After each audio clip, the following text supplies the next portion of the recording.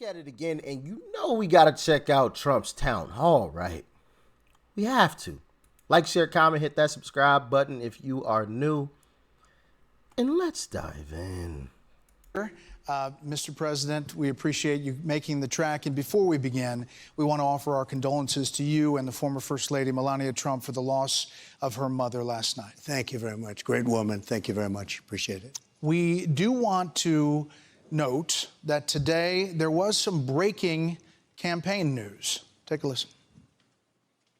It's clear to me tonight that there isn't a path for me to win the nomination, which is why I'm suspending my campaign tonight for President of the United States. I am going to make sure that in no way do I enable Donald Trump to ever be President of the United States again. So that was the big news. Late today, the former governor of New Jersey dropped out of the race in New Hampshire. You saw it there. There's a lot of speculation now that there could be a combining of forces of the people who supported him. He had about 12% there. And by some estimates, you're ahead by an average of 14 in the Real Clear Politics average polling in New Hampshire. So if that 12 goes to Nikki Haley, she could give you a run for your money there. Well, you know, you have Democrats in New Hampshire, and they vote, and you have independents in New Hampshire in large numbers, and they vote. And I have polls that show me leading by a tremendous amount in New Hampshire and a lot in Iowa, and nationwide we're leading by almost 60 points. So I'm not exactly worried about it. I understand New Hampshire very well. I've won it twice and did very well with New Hampshire. I love the people. They love me, I think. We did a good job for New Hampshire economically and even from the standpoint of the military, taking care of the vets. And I think we're going to do very well in New Hampshire. Now, you know, Chris Christie was in, and he got a hot mic I heard about. I thought, actually, the bigger story wasn't the fact that he dropped out. Nobody cared too much about that. But he had a hot mic where he was talking to somebody about the weather, and he happened to say that she doesn't have what it takes. She'll be creamed in the election. And, I mean, I know her very well, and I happen to believe that Chris Christie is right. That's one of the few things he's been right about, actually. So you don't think it changes the dynamic much? I don't know if it does or not. Look, we're winning tremendously here. I think we're 24 points up. I brought some polls if you want to see them, you know, just in case. But I think we're 24, 25 points up. But New Hampshire's interesting. It's a great place, a great state, unbelievable My guy came prepared. I love it. people. But they allow independents and Democrats to vote in the Republican primary. You say, what's that all about? So it's a little bit false in that regard. But even with that, I think we'll win substantially. You know, in recent days, you seem to issue a warning that if in the courts, and even the U.S. Supreme Court, if they didn't treat you fairly, that maybe there would be bedlam in the country. Use that word, bedlam in the country. And in the last 2 days, at the same time, in the last two speeches, President Biden is focusing his campaign on the threat to democracy and political violence. Take a listen. I'll say what Donald Trump won't. Political violence is never, ever acceptable in the United States political system. Never, never, never. All right, so to Robert's question, this is clearly a focus of the Biden campaign. So can you say tonight that political violence is never acceptable? Well, of course that's right. And, of course, I'm the one that had very little of it. Take a look at wars. Again, I didn't start. I wasn't involved in wars. We beat the hell out of ISIS. We won 100%. We brought our troops back home. Look at the violence that we've had. Look at the violence we have recently. Right, but when you say bedlam, what do you mean? I think you have bedlam. I think you look at Joe Biden, it's bedlam. You have a man who can't lead. You have a man who can't find his way off a stage after he makes a speech that lasts for about 2 minutes. Now, I think bedlam is Joe Biden. I think that he's using this. This is just a political ploy. Trump is a dictator. He wants to be a dictator. You know, it's interesting. I did a show, Sean Hannity. Did you ever hear of him? He's a very nice man. And he said, essentially, you're not going to be a dictator, are you? Tell me. I think he was trying to give me a nicer question than maybe you guys would. He meant it very well. I said, I'm going to be a dictator for one day. We're going to do two things. The border, we're going to make it so tight you can't get in unless you come in legally. And the other is energy. We're going to drill, baby, drill. After that, I'm not going to be a dictator. After that, I'm not going to be a dictator. So So you weren't saying that if the and the press picks it up. So I said, I'm going to be a dictator for one day. They cut it. They go, I'm going to be a dictator. But they cut the rest of the sentence. No. I am not going to be a dictator. I'm going to manage like we did. We were so successful that the country was coming together. It was actually coming together and coming together well. It was a beautiful thing to see. And we're going to do that again. So, yeah, he's 100% correct. They tried to spin it as if, oh, Trump saying he's going to be a dictator. He's going to be a dictator. Look, he said it himself, guys. And it's like, that's not what he said. That's not what he said. And clearly, he was being sarcastic about it. Oh, yeah, I'm going to be a dictator for one day. Like, he was trying to be funny about it, okay? Like, he wasn't literally meaning, oh, yeah, I'm going to be a dictator. And the crazy thing about this is we've already seen Trump in office.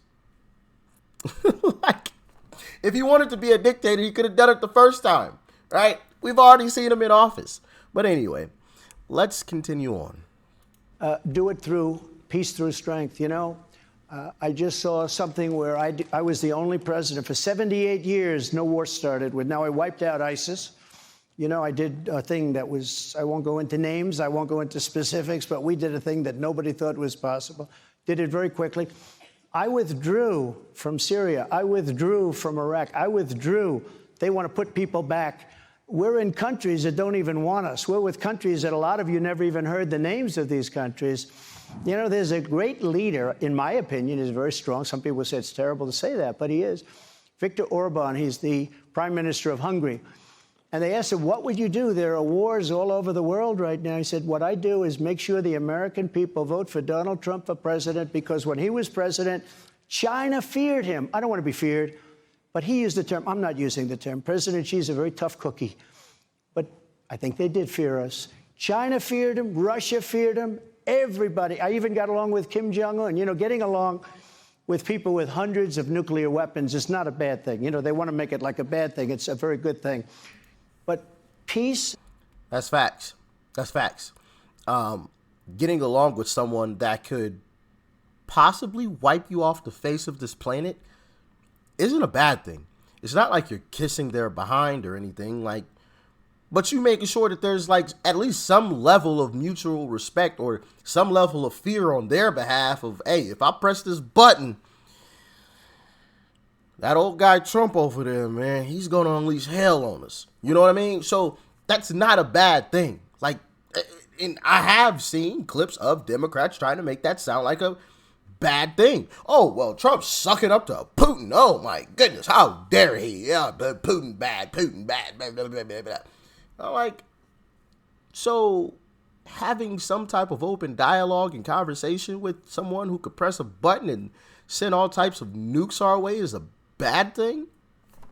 In what world? But anyway, it's Democrats we're talking about here. So let's continue. Through strength. They didn't want to mess around. It would have never happened in Ukraine. Russia would have never gone in. Would have never happened. The recent attack on Israel would have never happened. 0% chance that was going to happen. They see a weak president in our country, and they did something that was unthinkable. So we're going to have peace through strength. We're not going to have to fight. So on the other with side that, of the with that park, being said, you always have to be prepared. And I rebuilt our entire military. And think of it, Biden gave $85 billion worth of our military to Afghanistan so stupidly. Brand new tanks and planes and everything. 700,000 rifles and guns, 70,000 vehicles, many of them armor-plated vehicles. And by the way, people died. 13 great soldiers died. I've gotten to know the families very well. Many horribly hurt. And hundreds of people killed when you include both. Hundreds of people killed. Yeah, sheesh. What a terrible tragedy. What a terrible tragedy. But as I've been saying, let's continue. Nikki Haley and Ron DeSantis hit you again and again on this $8 trillion figure and call you a big government Republican. Yeah. What do you say to them? I say very simply, we were starting to pay down debt. We were going to pay down a lot of debt. When COVID came along, if I didn't inject this country with money, you would have had a depression, the likes of which you've never seen. You had to inject money. We gave businesses that were going bankrupt, temporarily bankrupt, but they needed money. We helped businesses. If I didn't do that, you would have had a depression in this country. That was a very good investment.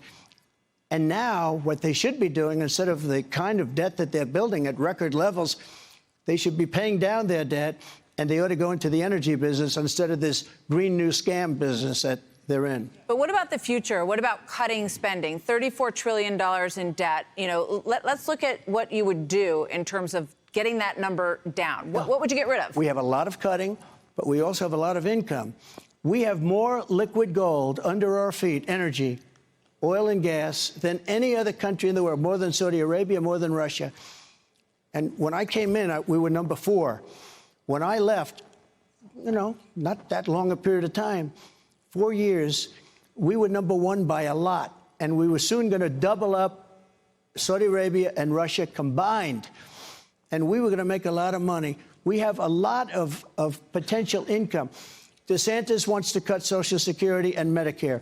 Nikki Haley wants to cut Social Security and Medicare. Nikki Haley wanted to raise the age from 65 to 74, 75, or 76. But only for young people in their 20s.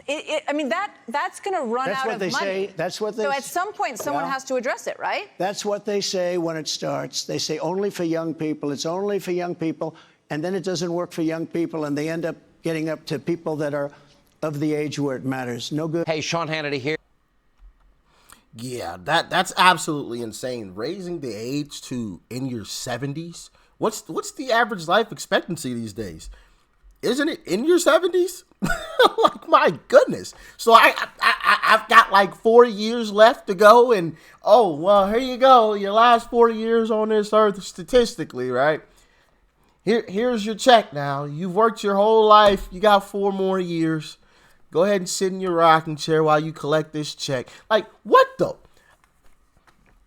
Listen, I understand it has to be addressed. Obviously, there has to be some things that have to get done. We all understand that. But there's other ways to address it other than doing that.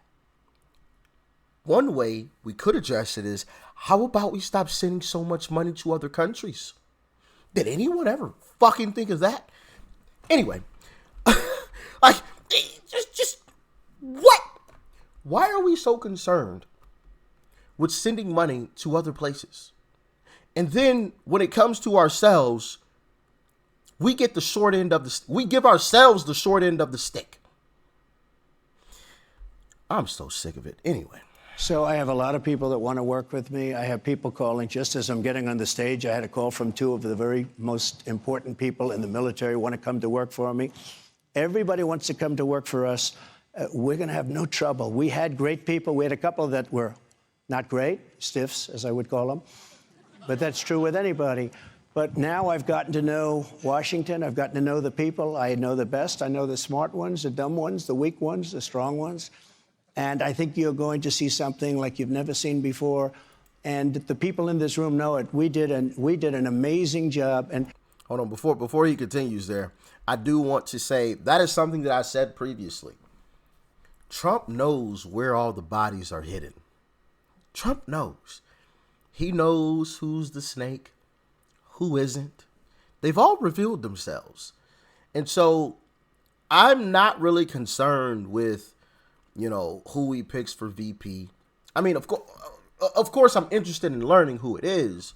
But, like, if he picks someone that's like a head scratcher, I'm not going to be concerned about it. You know, and I get the concern from folks. And I talked about this just the other day. You know, if he picked Nikki Haley, it's just like, okay, I see what you're trying to do, Trump. I see what you're trying to do. You're trying to quiet the establishment, right? You're trying to ensure that you walk back to that White House, okay? You're trying to keep your friends close, but keep your enemies even closer, okay? I see what you're doing. I see what you're doing, Trump. You know, he knows. He knows who she is. He knows who they are, right? So I'm not concerned about it, me personally. Maybe you guys are. You can let me know in the comment section. But yeah, like you said, he knows everybody now. He knows who the smart people are. He knows who the snakes are. He keeps the grass cut low now, so doesn't concern me at all. But how about you? Let me know. And the people in this room know it. We did an amazing job. And the reason, we have support is because of the job we did. Now, you like Ron DeSantis, but he wouldn't even be around today. He'd be working in a pizza shop or perhaps a law firm if I didn't endorse him. I endorsed him, took him from nothing to winning an election, and I was all for him. And then one day he said he'd run against me 4 years later after I got him in, and I said, that's not a loyal person. We can't have that. That's not a loyal person. So I think you'll be very impressed with what we're going to do. We're going to have the greatest economy in the world, which we don't right now. We have horrible, horrible inflation. And, you're never going to get that 30% down. You might even it, but you're not going to get it down. But thank you very much. Yeah, and that's one of the things that I've always said about Ron DeSantis is, the guy couldn't even keep his loyalty to Trump. Like, how could I logically expect him to keep his loyalty to us? Like, you stabbed the guy in the back that got you in that position, and I'm supposed to expect you not to turn around and do it to us? I'm supposed to expect you not to turn around and be just like Kevin McCarthy? Right? Now, obviously, in a different occupation. Kevin McCarthy was the Speaker of the House. We're talking about the president. But I'm supposed to expect you not to act just like Kevin McCarthy? No. I expect you to act just like Kevin McCarthy. I watched you stab Trump in the back. I watched you tell Floridians that you're going to be there for them. And then I watched you walk away. I watched you do it. We got the video proof. Like, come on. That's the thing that I don't understand about DeSantis supporters. And yes, he's done great with Florida. We all understand that and acknowledge that. And I'll give him credit for that. I'll clap for him. I will say right now, Ron DeSantis has done a great job, a fantastic job with Florida. But if you're already stabbing people in the back, how can I sit here and logically expect you not to do it to us? I've watched you do it twice already. Like, this just doesn't make sense. To me, that just doesn't make sense. Call me an idiot. Maybe I'm crazy. I don't know. That just doesn't make sense to me. And I'm not taking a shot at anybody personally or nothing like that. So please don't take it as that. That's just me expressing how I feel about this, about the situation since, Trump had brought it up. But if we got any DeSantis supporters watching, let me know. Why would you or why do you support DeSantis? Let me know in the comment section, please. Let's continue. All right, let's go to Kim, a small business owner from Rhines. Is that correct? Kim, where are you? That is correct. Do you know who you're caucusing for Monday? I am proud to say I am a caucus captain. For? President Trump. With a white and gold hat. I have that white and gold hat. Thank you very much. That's beautiful. Thank you very much. What's your question for the former president? Okay, you said that you can take care of the border in 24 hours after taking office. How will you gather the several millions that have already entered our country illegally and return them to their country of origin? Great question. It's not sustainable for our country. We have millions and millions of people here. It is not sustainable. Did you see in New York City where they're getting the regular students out and they're putting migrants in their place? We are going to have the largest deportation effort in the history of our country. We're bringing everybody back to where they came from. We have no choice. We have no choice. Hey, Sean Han. I agree. There should be the largest deportation effort this planet has ever seen. Ever seen. And of course, Democrats are going to say, oh, well, he's only turning them back because of it. No. You didn't come in here legally, send them back. Now, you can reapply to legally come in. That's fine. Absolutely. You got to go through the process, just like everybody else. Get in line. This is the thing with Democrats. Democrats try to accuse Republicans of not wanting anybody and wanting to keep it. No. Republicans want to have people come through legally through the right process, not just waltzing across. Okay. You go through the correct process in order to come. You file the paperwork. You wait whatever time you're required to wait, just like everybody else. You don't just get to cut the line, okay? Just like everybody else. You go through the proper steps. And once you go through that, hey, nice to meet you, brother. Nice to meet you, sister. Okay? No issues. But that's the games that Democrats try to play, right? That's the games. Oh, Republicans are mean and nasty folks. They don't want anybody. No. We do. But legally. Okay? One last clip, and then I'll get you guys out of here. But this one's good. Let me just ask you a follow-up on that about who would be in your cabinet, in your administration. If you are the nominee, which I know you expect to be, who would be in the running for vice president? Well, I can't tell you that, really. I mean, I know who it's going to be. Give us a hint. We'll do another show sometime. Well, what about any of the people who you've run against? Would you be open to mending fences with any of them? I will. I've already started like Christie better.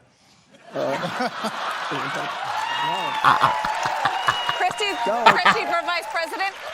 I don't see it. That would be an upset. Christie for vice president. Ladies and gentlemen, I'd like to announce. Hey, Sean Hannity here. Hey.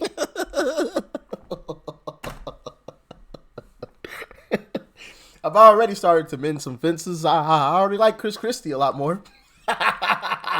Obviously, he was making reference to Chris Christie dropping out.